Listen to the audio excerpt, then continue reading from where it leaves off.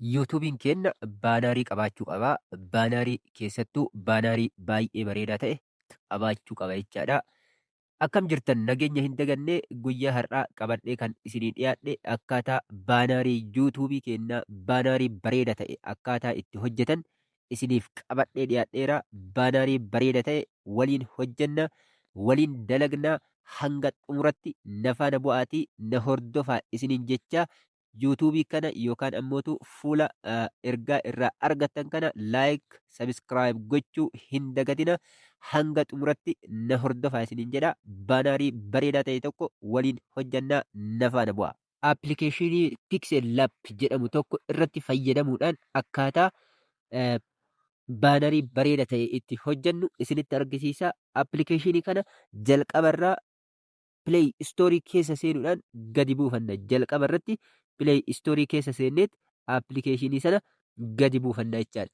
Play Store keessa gaafa seennu Play Store fuula kana nuuf baasaa iddoo search jettu kana dhaquudhaan maqaa isaa itti barreessina jechaadha. Iddoo search jedhu kanatti maal jennee barreessina? Pixel Lab jenneet jalqaba irratti nu dhufa. Kan jalqaba irraa kana gadi rukunna jechaadha. Pixel Lab jennee erga barreessinee booda eeyyen haala kanaan an durayyuu gadi buuseera waan ta'eef maal jedhee naaf baase open jedheet naaf baase jechaadha. Kanaaf fuula isaa kana gaafa gadi bannu fuulli isaa jalqabaa isa kana fakkaataa jechaadha. Kanaaf fuula jalqabaa isaa kana irratti baanaarii yuutuubii bareeda ta'e hojjanna jechaadha. Yeroo kana ammootu erga kana rukunnee booda kallattimaan maal gochuu qabna? Halluu fuula isaa kana irra jiru jijjiirachuu qabna jechaadha. Halluu isaa kana jijjiiruudhaaf maal gochuu qabna? As jalatti yoo laaltan iddoo kanniinitti jala kanatti yoo laaltan halluuwwan gara garaa jiru. Akkasuma ammootu tuulsiiwwan gara garaa jiru jechaadha. Tuulsiiwwan jala kana jiran hedduun isaa faayidaa hedduu qaba. Sirritti ilaaluu danda'uu qabdu jechaadha. Faayidaa mataa mataa isaanii danda'e qaba waan ta'eef jechaadha. Jalqabumarraa kana iddoo kana yookaan A kana yoo tuqne yeroo barreessinu erga barreessinee booda halluu jijjiiruudhaaf, baagiraawundii jijjiiruudhaaf, boca gara garaa irratti sirreessuudhaaf kan itti fayyadamnudha jechaadha. Iddoo kana yoo ilaalle ammoo iddoo sanatti boca garagaraa baasnee itti fayyadamuudhaaf diizaayiniiwwan garagaraa loogoo yeroo hojjennu achi keessaa baasnee itti fayyadamna jechaadha. Iddoon kun ammootu baagiraawundii isaa bareedaa ta'e fuula akkasuma ammootu jaalarii keenya keessaa baasnee itti fayyadamuudhaaf kan nu gargaarudha jechaadha. Kanaaf mee itti deemnee waliin haa ilaallu. Jalqabumarra iddoo eda'uu mallattoo eda'uu kan qabdu kana bira deemneet maal goona? Halluu tokko yookaan ammootu bifa isaa eessaa fidanna? From jaalarii kan jedhu jira. Fakkeenyaaf iddoo kanatti ilaala. Iddoo kana jalqaba teekistiidhaan jedha. Kaareet deet istiikariidhaan jedha. Akkasuma sheeppiiwwan gara garaa jaalarii keessaa yoo barbaanne ammootu asitti fakkeessuu yoo barbaanne diroo kan jedhu kana fayyadamna jechaadha. Kanaaf isa kana keessaa jalqaba irratti from jaalarii kan jedhu kana mee haa furannee ilaallu jechaadha. Isa keessaa jaalarii keenya keessa seenuudhaan fakkii barbaanne bifa barbaanneen fidannee dhufnaa jechaadha. Haala gaarii ta'een fidannee dhufnee jirra irratti baafannee jirra. Kanaaf isa kana kallattii barbaannee harkisnee sirreessuu dandeenya jechaadha. Akka barbaannetti kallattii barbaannetti sirreessineet itti fayyadamuu dandeenya jechaadha. Kana keessa fakkeenyaaf isa kanarratti mee baanarii barbaachisaa ta'e tokko baanarii bareedaa ta'e tokko hojjanna. Kanaaf isa erga fidannee dhufnee booda amma maal goona?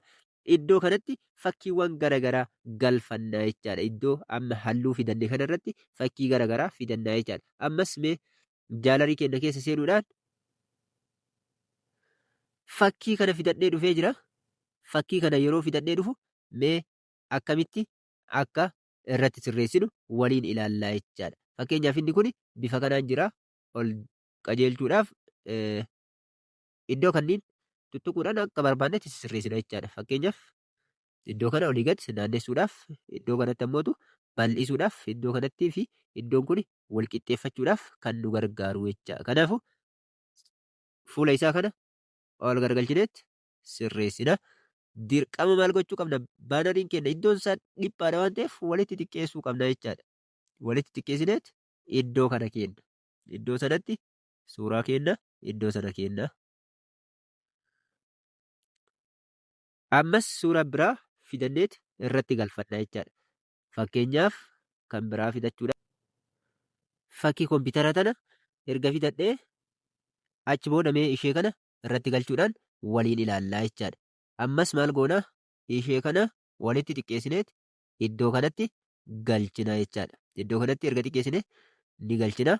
Ayyee iddoo kana akka isheen nuuf teettu haala bareedaa ta'een sirreessineet iddoo kana kennaa jechaadha. Isa booda immootu barreeffama itti daballa. Barreeffama itti daballa. Barreeffama maal jedhu fakkeenyaaf miidiyaan kun miidiyaa Oro miidiyaati. Oro miidiyaa jedhama. Kanaaf isa san maal goona teekist itti goona irratti barreessina jechaadha.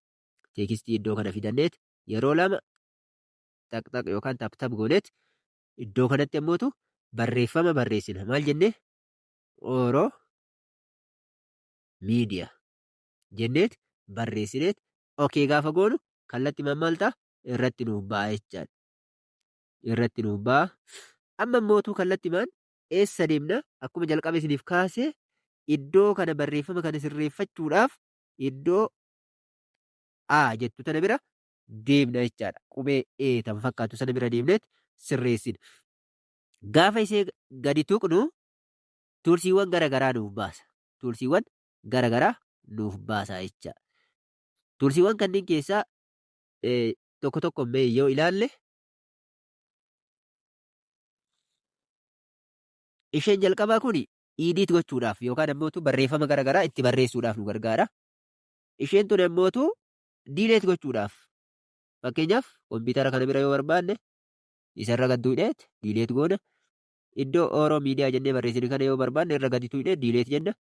Fakkii namaa kan qabu kan irratti yoo barbaanne tuqne diileet jennaa jechaadha. Kan biraa ammootu kooppii gochuudhaaf nu gargaara jechaadha iddoo kanatti.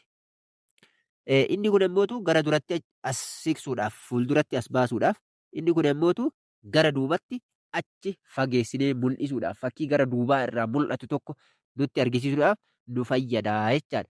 Kanaafuu amma nuti maal goona barreeffama kana keessa ammas kan biraa ilaalla jecha. Fakkeenya biraa kanneen yoo ilaallee fakkeenyaaf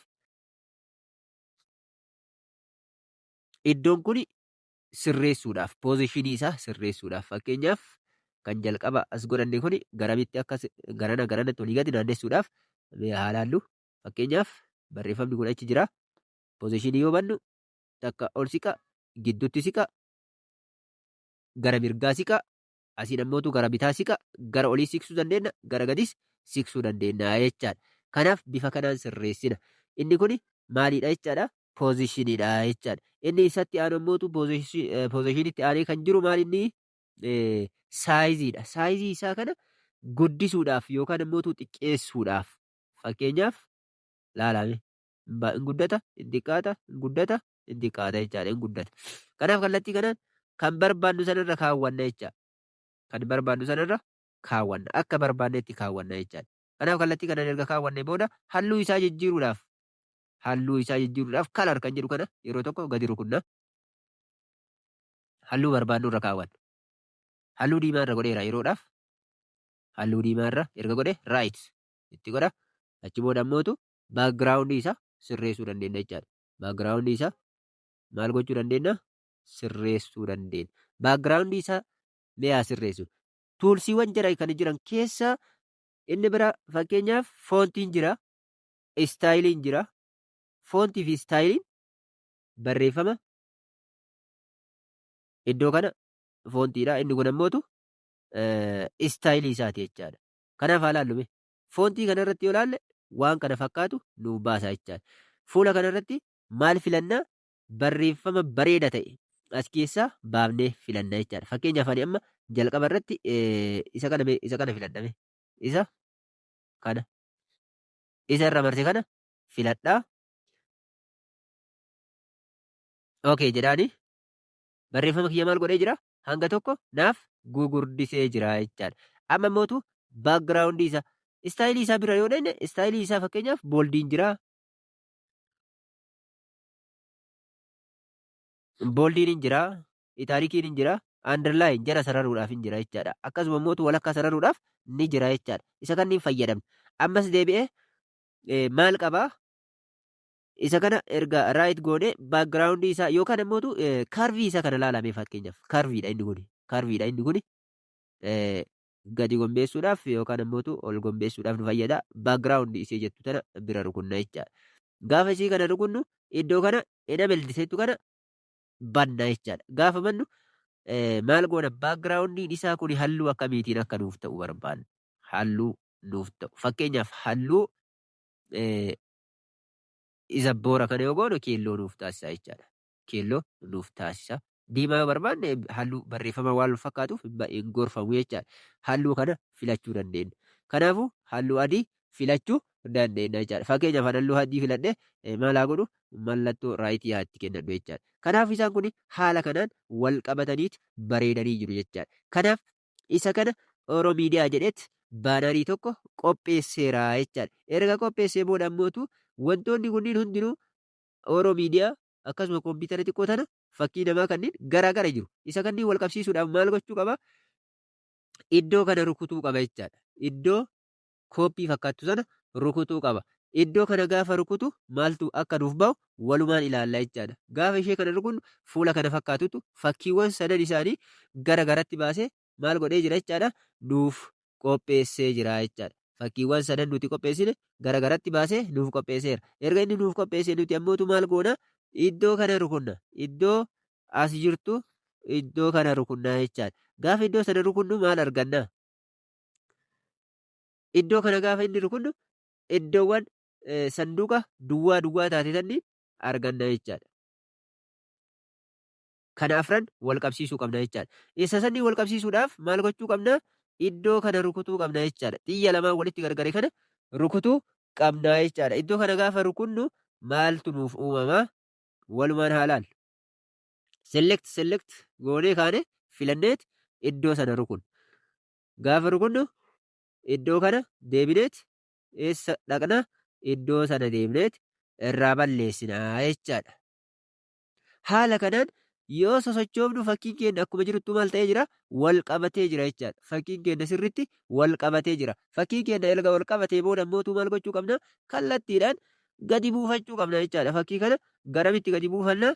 Gara jaalarii keenyatti gadi buufanna jechaadha. Gara jaalaritti gadi buufanna. Isa gara jaalaritti gaafa gadi buufannu jalqaba wal qixxeeffannaa jechaadha. Wal qixxeeffachuudhaaf maal gochuu qabna?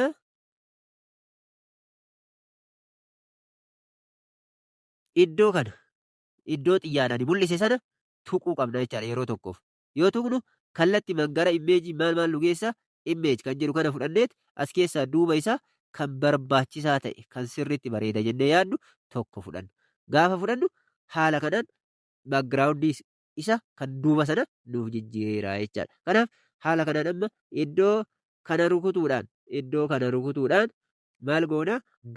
Gara jaalarii keenyatti gadi buufannaa jechaadha. Gara jaalarii keenyatti yeroo gadi buufnu isa rukunnaa seevaas piroojeekt seevaas immeej nuun jedha yoo ilaalta sirriitti iddoo kanatti jalqaba irrattii fi isa lammaffaa irratti jechaadha. Kanaafuu nuti maal goona? Isa lammaffaa kana save as image kan jedhu kana fudhanneet isa tuquudhaan gadi buufannaa jechaadha. Kanaafuu jala kanatti ammas waan nuun jedha save to gallery kan jedhu kana gadi tuqna jechuudha yeroo tokko. Gaafa isa gadi tuqnu maal ta'a? Salphamatti fakkiin kun gara jaalaritti dabree jira. Fakkiin keenya erga gara jaalaritti darbee kallattimaan maal goona? Jaalarii keessa seenneeti jiraachuu isaa mirkaneessina. Jaalarii keessa seennee fakkiin sun jiraachuu fi dhiisuu isaa mirkaneessina.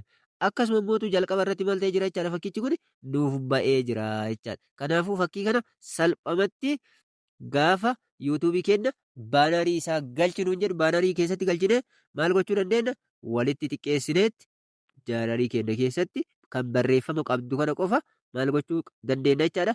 Galchuu qabna. Laayik gochuu hin dagatina. Sabiskiraayib gochuu hin dagatina. Waan na dhaggeeffattaniif galatooma isiniin jedha.